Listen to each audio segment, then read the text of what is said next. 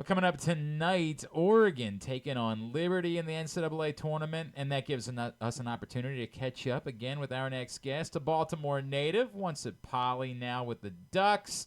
He is KJ Evans, and he's back with us now here on GCR. KJ, it's Glenn. It's great to chat with you, man. Thank you for taking a couple of minutes for us.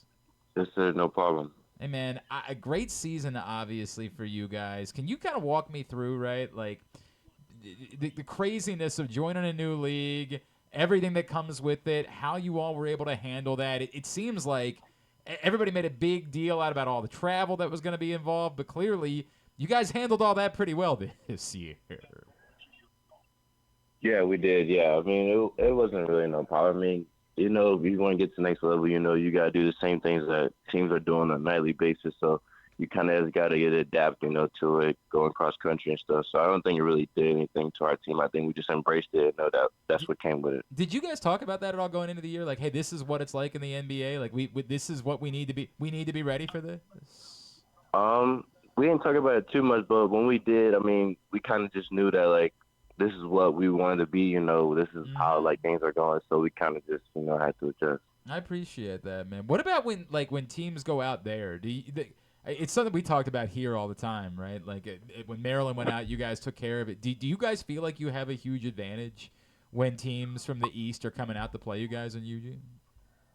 Yeah, I think it's an advantage. It's also like a disadvantage when we go out there too. I mean, the long flights, you got to adjust to the time change, get used to like things out there. So, I mean, yeah, it's definitely an advantage for us when teams come to us, and then when we go to them, it's an advantage for them.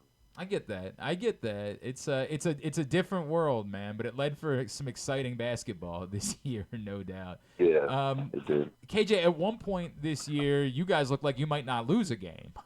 Like you were just rolling through everybody and a really difficult non-conference schedule.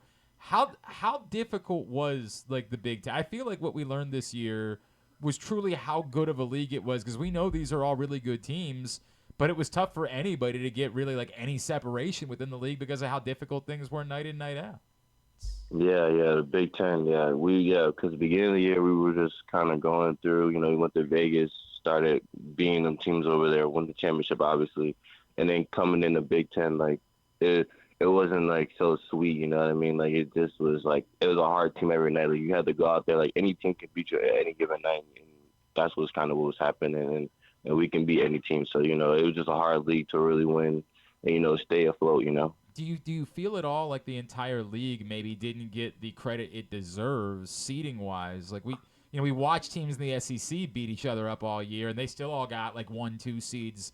Do you feel like maybe people are missing it a little bit with the Big Ten? Like, hey, yeah, nobody had a runaway record, but that's because, my God, look at what you were up against every game. Yeah, I feel like we're definitely underrated. I mean, definitely the Big Ten was underrated in the SEC, but the SEC was definitely the best league, I think. But they definitely like undervalued us for sure in the Big Ten and how difficult it was to really get like these seedings. I appreciate that, man. KJ Evans, Baltimore Zone from Oregon, with us here on GCR. KJ, this year sort of changing the role a little bit, right? Like coming off the bench. How difficult was that for you? Was it something that you had to have a conversation with somebody about? And like, was there a point at which you said, "Hey, I know what I'm supposed to be doing. I'm supposed to be providing some offense." Can you kind of walk me through that and how that role kind of unfolded for you this year? So I kind of just talked over with coach, just to like see if I like, how to help the team really. Cause I mean, I was starting in the beginning of the year and it was good, it was going well and stuff. But I feel like, I had a couple bad games, and then I just thought maybe I should provide the team come off the bench because it'd be better for me in general and for the team because it wouldn't be like so many like players out there all at once, and then come off the bench would probably help a lot with like the offense needed and defense and just bringing energy. I think that's what I kind of embraced from coming off the bench. How comfortable or did it take a little while for you to get you? It's funny. I talked to oh gosh, Nenda Tark, who plays for Towson, went through something like this, right? And he said, "Man, it was weird for me, just like going through introductions. What do I do, right? Like, learning how to." Did you have like a strange adjustment period to it? A little bit. I mean, it wasn't too long, but it definitely was a little adjustment period to like just know like how everything is working and just come off the bench. So, but I got really better at it, and it really helped the team. Does it? I was gonna say, does it give you an advantage that first stretch, into that first media timeout, to be watching the game and picking things up, or maybe noticing who looks like they might have a little tired legs or something like that you can take Yeah, advantage yeah, of? yeah. That first go stretch. Yeah, just watching everything and knowing like once you come in, like what you need to do and like what can you prevent. That's a lot better. Do you feel like it's something where, again, we talk about that next level? Like we all look at you, like, we see your size, your skill set. We know the next levels in play. Do you feel like going through something like this now could maybe give you an advantage, knowing that might be something that you have to do in your future? Yeah, for sure. Because I'm just learning right now.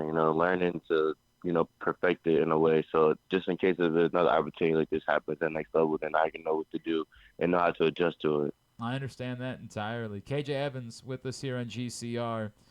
KJ, the experience a year ago, right? Like, you get into the tournament, you win a game, and then you lose like a heartbreaker, right? Like an absolute Hmm. thriller in the second Yeah. round. How much has that stayed with you guys this season? And how much does it drive you going into this tournament to not have that same feeling coming out of the first weekend?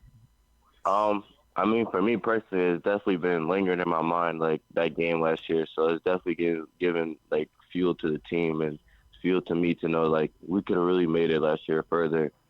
A couple of things was out the way, but this year I really think we like really can get there. You know what I mean? Get past like that second game and get to the second weekend and really just give teams fits. To be honest. Do you have a sense as to like what is the difference? Like the NCAA tournament is such a different animal, right? Like, it's such a different beast because you don't get a game where it's like, this is just an easy one. Like, even Liberty is obviously a huge challenge. Do you have a sense for like what it takes, what you've learned, how to make a deeper run in the tournament?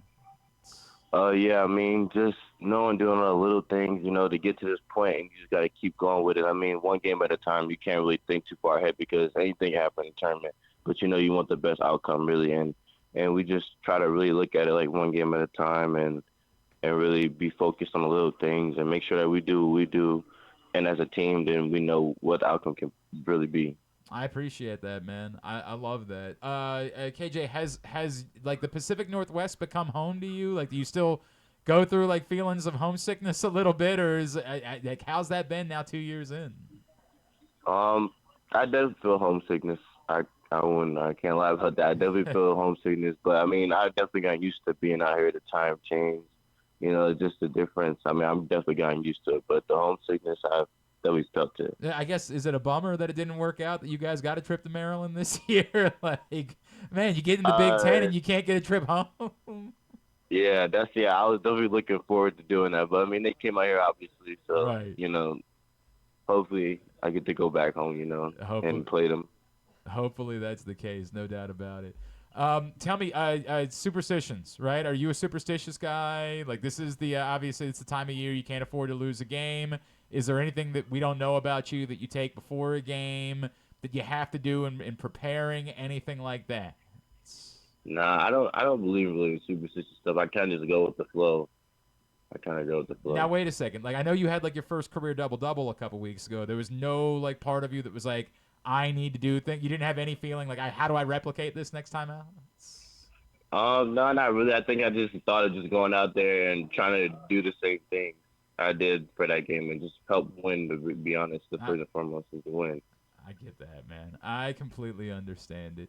KJ Evans, Oregon Liberty tonight, 10 o'clock late night game for the Ducks in round one of the NCAA tournament. KJ, can you remind me, social media wise, where you guys are, or where you are, Twitter, Instagram, anything like that? Instagram, Kwame Evans Jr. all one name, and then Twitter is the same thing, Kwame Evans Jr. Same way, and then yeah, I that's pretty appreciate it. much. I appreciate it, dude. KJ, congratulations. Again, it's great to catch up with you, dude. Good luck. Hopefully, we'll be talking again as you guys make a deep run in the NCAA tournament. Yes, sir.